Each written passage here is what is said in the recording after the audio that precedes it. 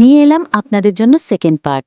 যারা প্রথম পার্টটি দেখো নাই তারা পার্থিব স্টোরি আইডি অথবা চ্যানেল থেকে দেখে নিও। এখন ভিডিওতে যাওয়া যাক। শুভর মা বলল, খুকা দরজায় টোকা দে। শুভ দরজায় টোকা দিল। শুভ তখন বলল, মা ভেতর থেকে তো কেউ আসছে না। শুভর মা বলল, কি করা যায় তাহলে? শুভ বলল, হ্যাঁ মা, আমি জানি কি করতে হবে। শুভর মা বলল, কি করবি? শুভ বলল, এই যে একটা সুইচ দেখতে পাচ্ছ না? শুভর মা বলল, হ্যাঁ। শুভ বলল, এটা চাপ দিলে হবে। মা তখন বলল, দেখি চাপ দে। আমি তখন বললাম, এই দেখো। এই বলে আমি কলিং বেলে সুইচটি চাপ দিলাম। কিছুক্ষণ পর দরজা খুলল। আমার খালা। খালা বলল, কিরে কেমন আছিস? তখন মা বলল, হ্যাঁ ভালো, তুই কেমন আছিস?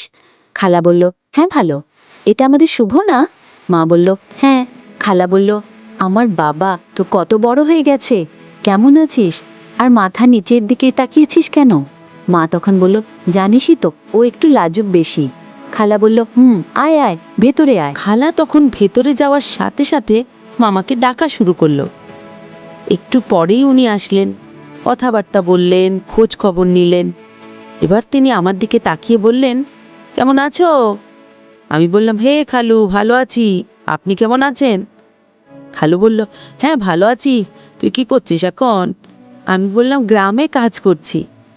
খালু বললে, হ্যাঁ, তাও লেখাপড়া করলে চাকরি নিবি না? তখন আমি বললাম, না খালু, ভালোই তো চলছে।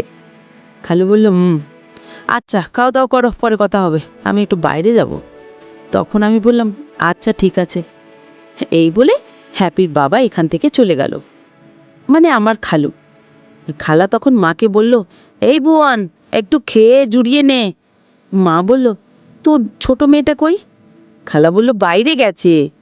মা বলল, বাইরে কই যায়? খালা বলল, আল্লাহই জানে, তুই আয়, কথা বলিস না, খেয়ে নে। তারপর খাওয়া দাওয়া করে আমার মা আর খালা গল্প করছে, আর আমি তাদের গল্প শুনছি। হঠাৎ আমার খালা আমাকে বলে উঠল, তুমি বাইরে যাও, ঘুরে আসো। আমি বললাম, না খালা, আমি চিনি না তো, ঘরেই থাকি। খালা বলল, যাও কাছে একটু হেঁটে আসো, ভালো লাগবে। আমি তখন বললাম, ঠিক আছে। এই বলে আমি বাইরে এসে দাঁড়িয়ে আছি। পাশে একটা রিক্সা। নীলফামারী শহরে এই প্রথম আসা আমার, সব কিছু ভালোভাবে দেখছি। হঠাৎ একজন এসে আমাকে বলল, ভাই ভাই, একটু তাড়াতাড়ি চলো। আমি বললাম, কোথায় যাব? লোকটি বলল, ভাই দেখতে পাচ্ছেন না, আমার বন্ধুর মাথা ফেটে গেছে, তাকে হাসপাতালে নিতে হবে। আমি বললাম, ভাই রিক্সা তো আমার তখনই। লোকটি বলল, প্লিজ ভাই চলেন। আমি তখন বললাম, আচ্ছা ঠিক আছে চলো। তারপর রিক্সা নিয়ে আমি সেই রিক্সা করে তাদের দুজনকে নিয়ে হাসপাতালে নিয়ে যাই। কিছুক্ষণ পর আবার আগের জায়গায় রিক্সা নিয়ে আসি। পিছনে দেখি কিছু লোক দাঁড়িয়ে আছে, তাদের হাতে লাঠি। রিক্সাটা দেখা মাত্রই চোর বলে ধর বলে আমার দিকে এগিয়ে আসে। আমার কাছে আসা মাত্রই আমি বললাম, না না, আমি চুরি করিনি। লোকটি বলল, তাহলে কি করেছিস? রিক্সা নিয়ে তো পালিয়েছিলি। তখন আমি লোকটিকে বললাম, আসলে আমি এখানে নতুন এসেছি, আমি এখানে রিক্সাটার পাশে বাড়িয়েছিলাম। রিক্সার উপর বসা দুইটি লোককে দেখিয়ে বললাম, এই যে ওনারা আমাকে এসে বলল।